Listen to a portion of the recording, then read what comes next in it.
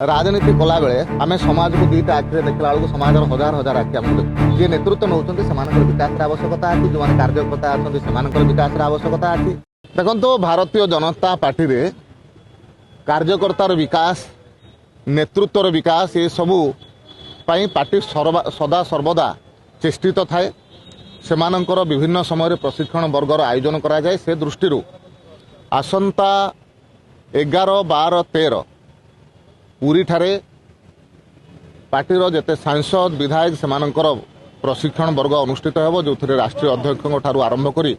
अन्यान्य वरिष्ठ नेता माने सेठी उपस्थित रहिबे एवं निश्चित भाव में पार्टी पाई प्रशिक्षणर व्यवस्था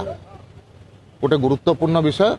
एवं पार्टी ताकू गुरुत्वर सहित नहींकरी श्रृंखलार सहित